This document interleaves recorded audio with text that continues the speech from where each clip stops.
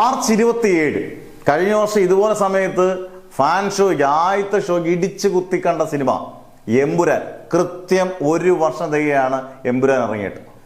പൃഥ്വിരാജ് എന്ന് പറഞ്ഞ സംവിധായകനെ വാനോളം പുകഴ്ത്തിയ ആൾക്കാർ, മീഡിയ എല്ലാം രാജമൗലിയിൽ മണ്ഡലത്തിലുണ്ടായ മോനാണ്, അതുപോലെ ക്രാഫ്റ്റ്മാനാണ്, എക്സ്ട്രാ ആണ്. ശരിയാണ്, നമുക്ക് ആദ്യം കണ്ട സിനിമ നമ്മൾ ലൂസിഫറാണ്. എക്കാലത്തെയും മികച്ച വിജയങ്ങൾ, മലയാളത്തെ വിജയങ്ങൾ ഒന്നായി മാറി ഗംഭീരമായിട്ട് മേക്ക് ചെയ്തു.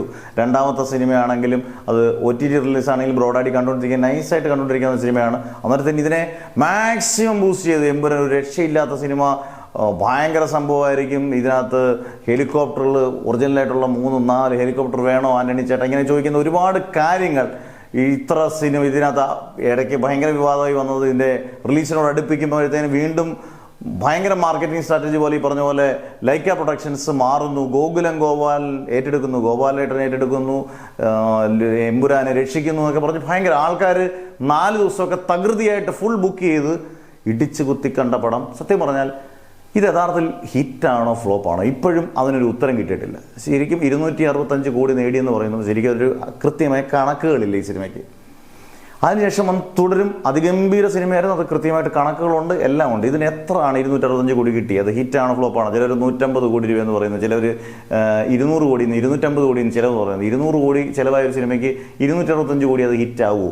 യഥാർത്ഥത്തിൽ ഫ്ലോപ്പ് ആണെന്നാണ് എനിക്ക് തോന്നുന്നത്. എന്തായാലും നിങ്ങളുടെ കമൻറ്റ്സ് എന്തായാലും ഇട്ടേക്കുക. എന്തായാലും അത് ഒരുപാട് വിദേശ രാജ്യങ്ങളിൽ ഷൂട്ട് ചെയ്തൊരു സിനിമയാണ്, ബ്രഹ്മാണ്ഡം റിലീസ് ചെയ്ത സിനിമയാണ്.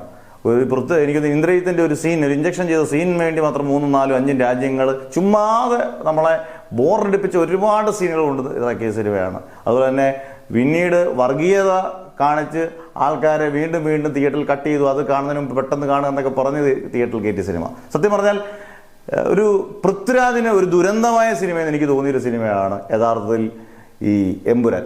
ഒരു ഗംഭീര വിജയമായിരുന്നെങ്കിൽ, വേറൊരു രീതിയിലോ വേറൊരു സ്കെയിലിലോ വേറൊരു സംഭവത്തിലോ ഒക്കെ എടുത്തിരുന്നെങ്കിൽ ഒരു പക്ഷേ പൃഥ്വിരാജ് ഒരു രാജമൗലിക്ക് മുകളിൽ നിന്ന് തന്നെ ഒരു കനത്ത പരാജയമാകുമ്പോൾ ഓട്ടോമാറ്റിക്കായി ഡയറക്ടർ തന്നെ ആയിരിക്കും കുറ്റക്കാരൻ.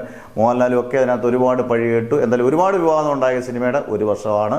എന്തായാലും ഇപ്പോഴും നിങ്ങൾ ഒരു കമൻസിൽ രേഖപ്പെടുത്തിയേക്കുക, ഹിറ്റാണോ ഫ്ലോപ്പാണോ?